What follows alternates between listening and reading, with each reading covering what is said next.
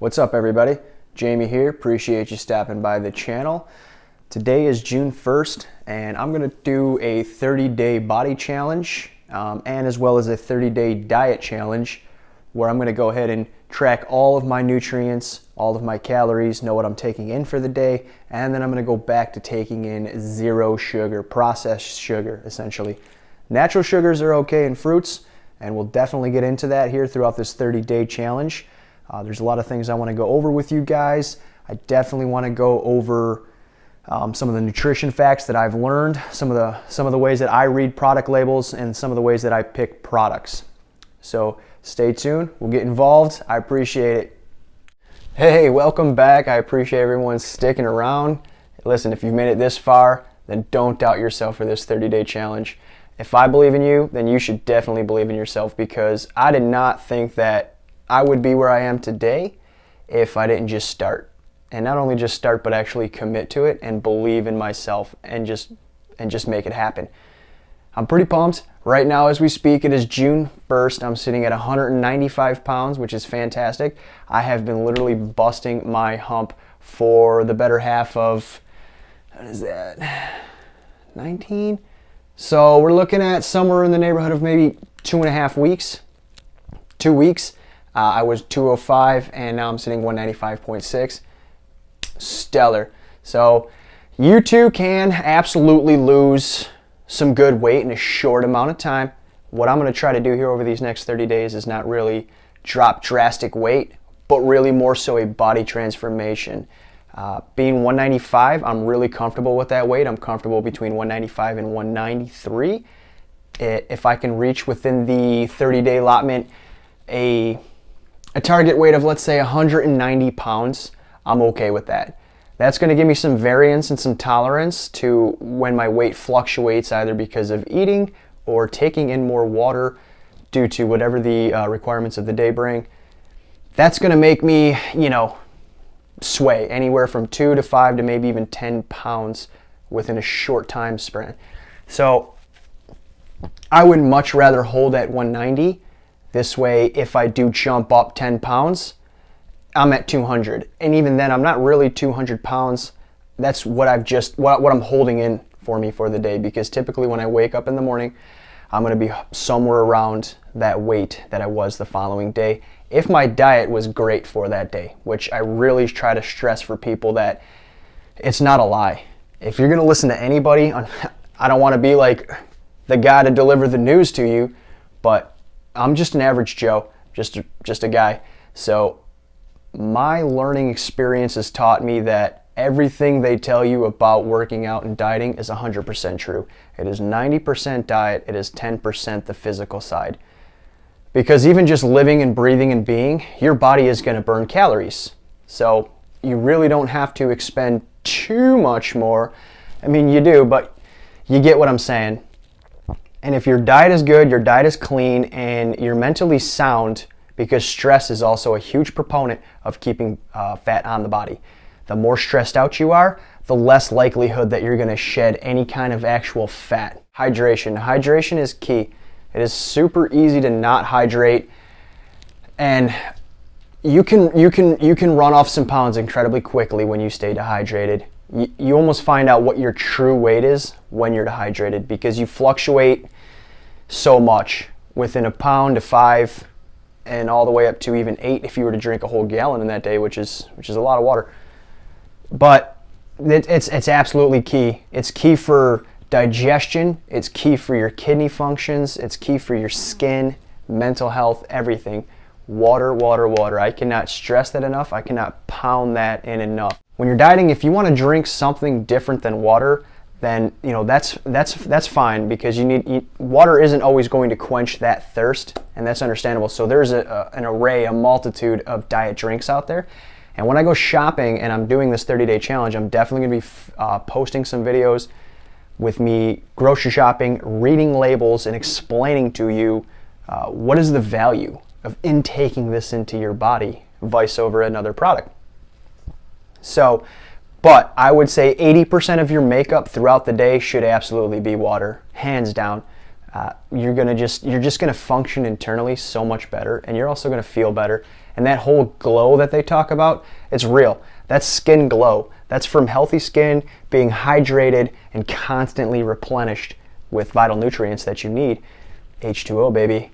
What did old water boy say? H2O. So he wasn't wrong. Also, what I'm gonna do is I'm gonna go ahead and whip up some really easy, really quick recipes that taste delicious and just go to show you that, you know what, it doesn't cost a fortune, it doesn't take a lot of time, and you don't have to be bummed out about dieting. You can actually encourage your friends around you and be like, look what I've made. Show them what you've made, give them a taste, and they may just absolutely be blown away by it and join your program that you got going on. And the bare minimum, what they're going to do is they're going to encourage you to go farther. A big topic that I'm going to consistently cover, and it's just because I found that to be one of the most purest evils inside a form of food, and that's sugar. It really is. It's unfortunate that the big industries have groomed our taste buds from the very beginning to like nothing but sugary drinks and salty fries and just greasy ass burgers. It absolutely infuriates the shit out of me, because when you have people who won't give things a try, it's not their fault. So, but you just also want to shake them and tell them, listen man, let it go. Let it go. That 2 liter of Mountain Dew, it is doing you no good. It is doing you detrimental harm to the insides of your body, to your kidneys. I mean, the list goes on. I shouldn't even sit here and have to punish sugar. Everybody should know that sugar, minimum, rots the teeth out of your head. Okay, so if that's a known thing because of how powerful it is, what is it doing to the internals of your body? It's decimating it. Your body can't process that fake sugar. It's not designed for it. By no means in shape or form. Why people gain weight. This is why people can't lose weight. And this is why people have diabetes or become diabetic, essentially. You're going to see that I take in a lot of natural sugars, and that is strictly from fruits. I don't use syrups. I don't use any kind of jellies or jams or anything like that, but what I will use is honey, real honey. That also contains natural sugars, and it has a tremendous amount of sugar in it, but the body can process that. The body can break that down, it can metabolize it, and it can expel it. The white sugars, you're done for, you're doomed. So I don't want anyone to feel that I don't know what I'm talking about because all of a sudden I'm eating a banana. No, by no means. A banana is not a Snickers bar. Let's remember that, folks. They're not on the same scale. I don't give a shit what is inside each of them, and you're going to sit there and tell me X, Y, and Z and X, Y, and Z. I'm going to just tell you that you're wrong. It's a banana. So, really get that stigma out of your head that all that stuff that you hear with all these other diets and these fads. I've never tried a diet. I've never gone on South Beach. I've never gone on keto. I've never gone on Bang. I've never gone on Dr. X's Plan Z. I don't know what these diets are. I've never tried it. I just did what was right.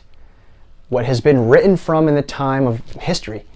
Eat what you're supposed to in moderation and exercise. It's that simple. I can't even describe it to you. So, yeah, I'm really excited to start this off. I'm going to do some progression photos and things like that. What I'm going to start mainly is with my arms, shoulders. If I get a little bit more comfortable, I do want to show some progression on my chest as well as my abs. I've dialed some exercises in for those, which I'm going to take you through. I'm going to give you some real quick, easy tips, tricks. You don't have to work out for an hour.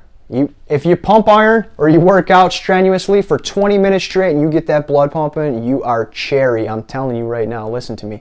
So, yeah, we got a lot of good shit coming for these 30 days. I'm super stoked about it.